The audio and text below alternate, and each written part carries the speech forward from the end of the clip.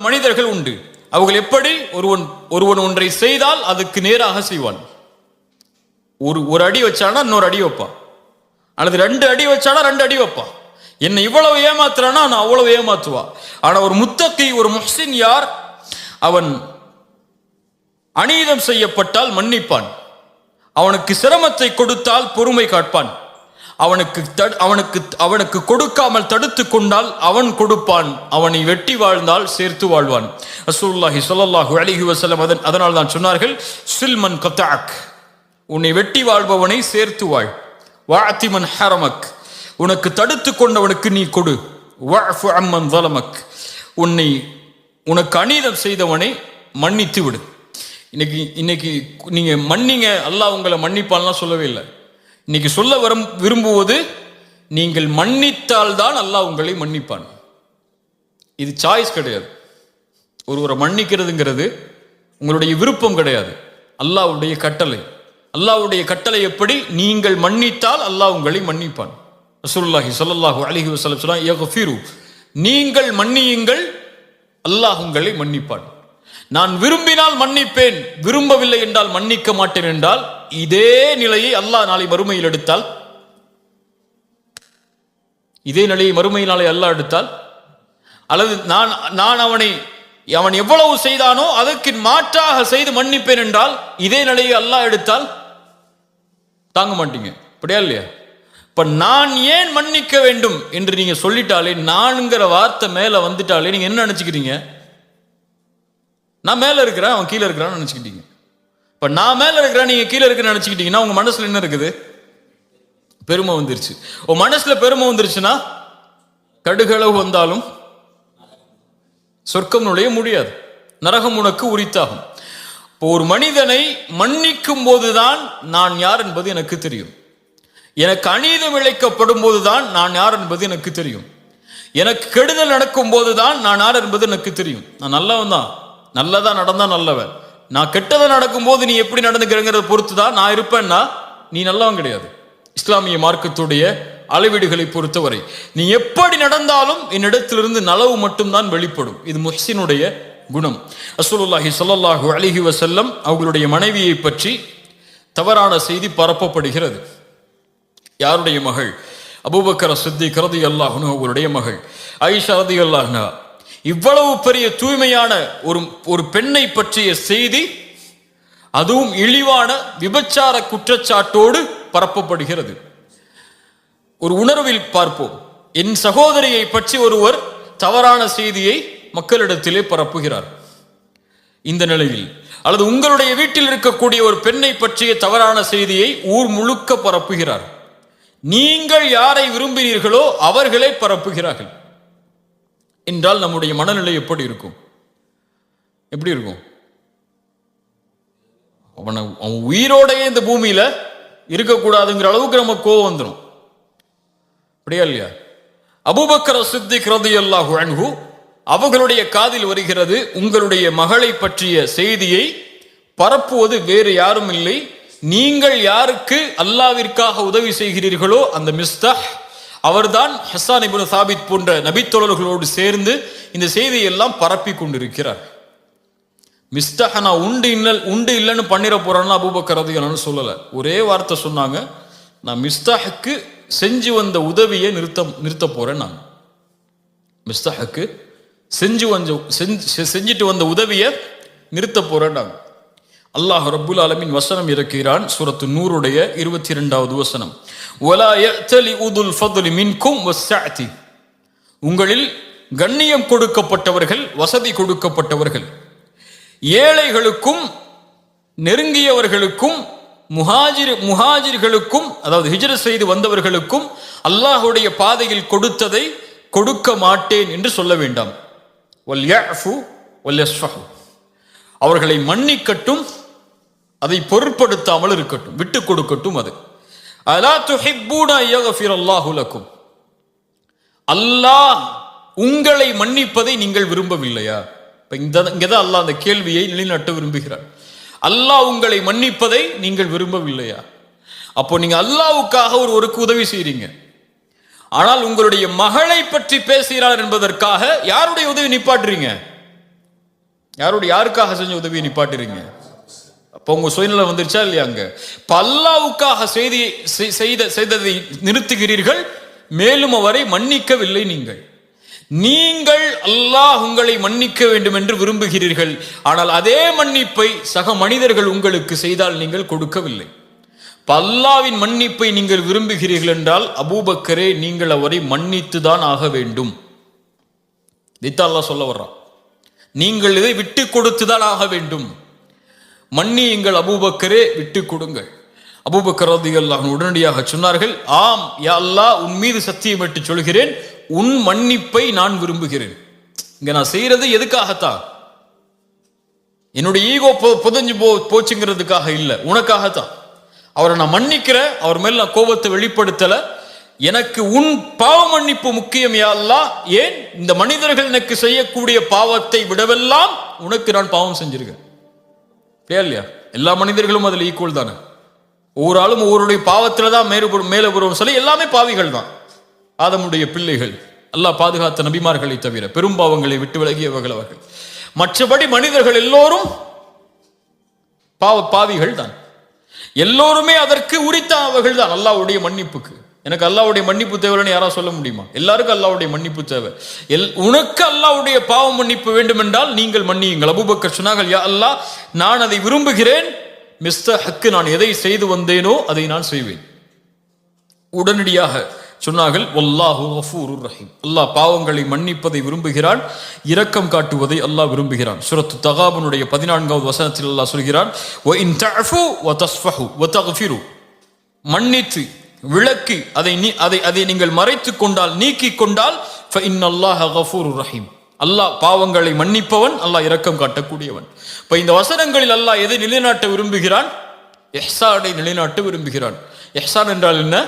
நீங்கள் அல்லாஹ் உங்களிடத்தில் நடந்து கொள்ள வேண்டும் என்றால் நீங்கள் படைப்புகளிடத்தில் அப்படி நடந்து கொள்ளுங்கள்.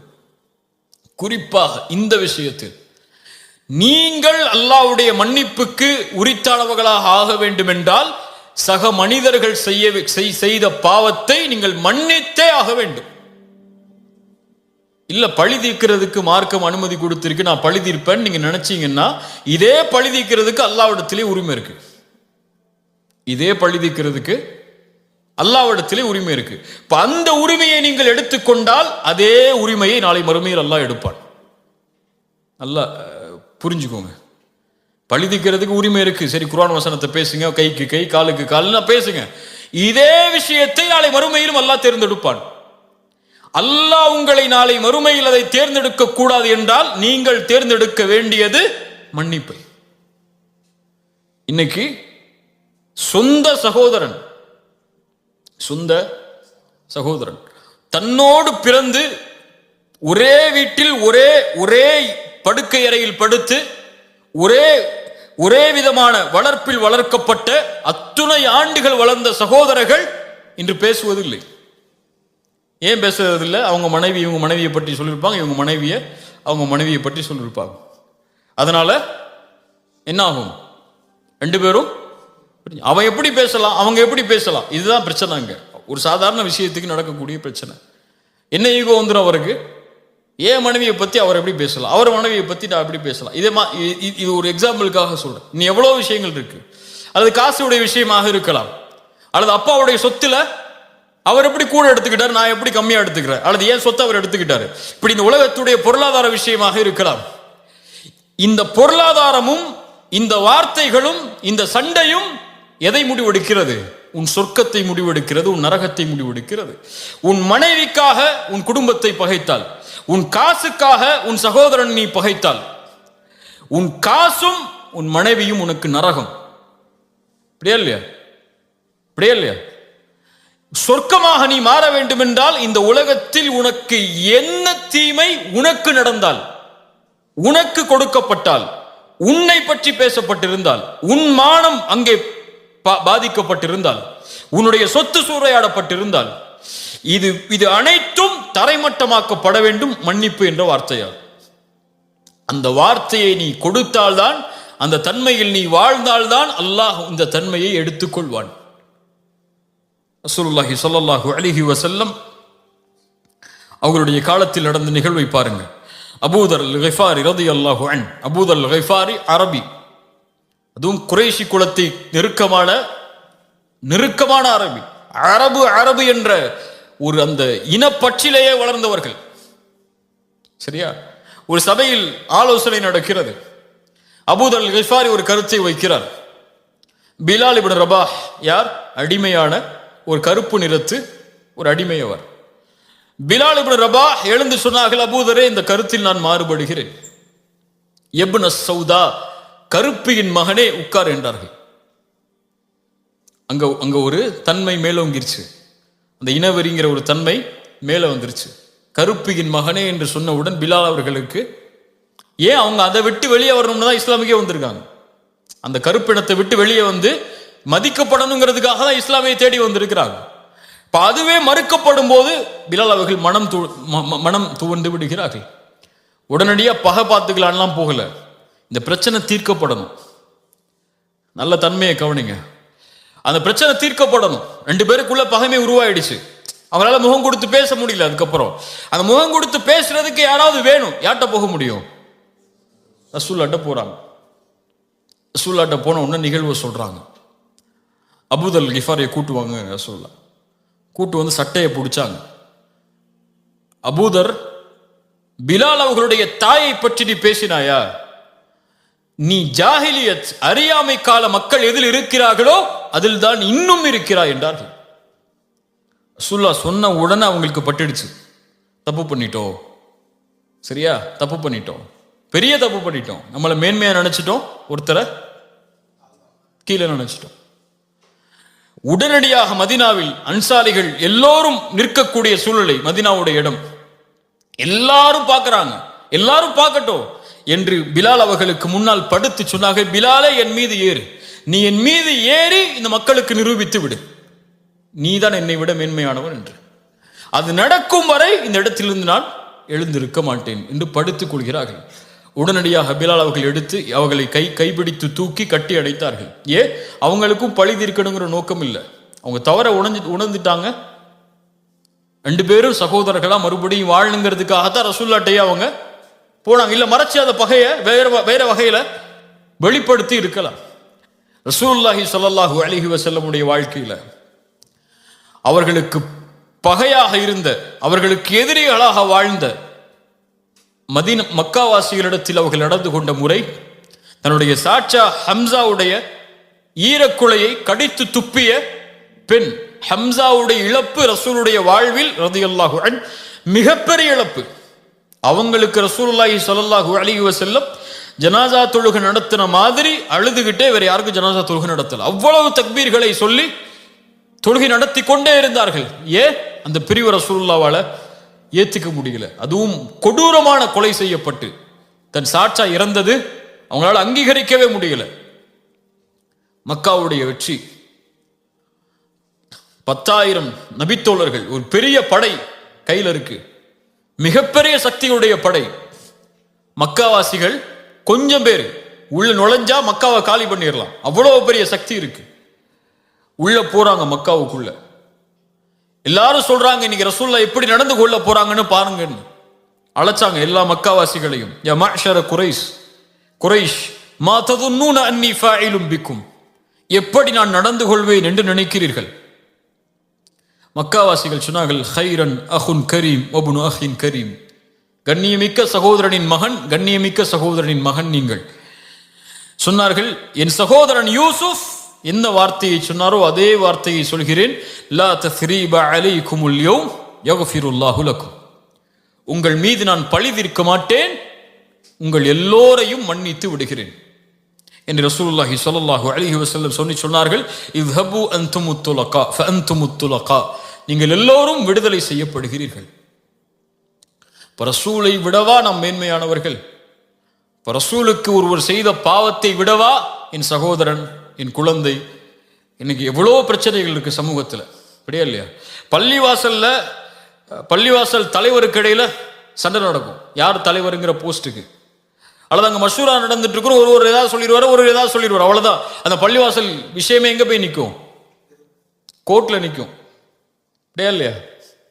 அல்லது தான் கல்யாணம் பண்ண சொன்ன பிள்ளைய தான் பையன் கல்யாணம் பண்ணலங்கிறதுக்காக எத்தனையோ வருஷம் பேசாம இருக்கக்கூடிய பெற்றோர்கள் இருக்காங்க. புரியுதா? இன்னும் இந்த சமூகத்தில் இருக்கக்கூடிய இந்த மாதிரி விஷயங்கள் எடுத்தீங்கன்னா சாதாரண விஷயத்துக்கா இருக்கும், ஒண்ணுமே இல்லாத விஷயத்துக்கா இருக்கும். எங்க அம்மா உங்க அம்மா என்னை பார்த்து இப்படி சொல்லிட்டாங்க, அதனால மௌத்து வரைக்கும் உங்க அம்மாட்ட பேச மாட்டேன். ஒய்ஃபுடைய சபதம். அதே சபதம் மாமியார்கிட்ட,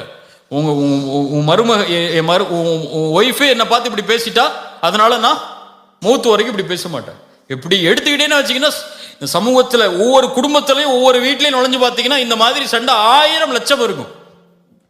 எல்லா வீட்லயும் இருக்கும், எங்க வீட்லயும் இருக்கும், உங்க வீட்லயும் இருக்கும்.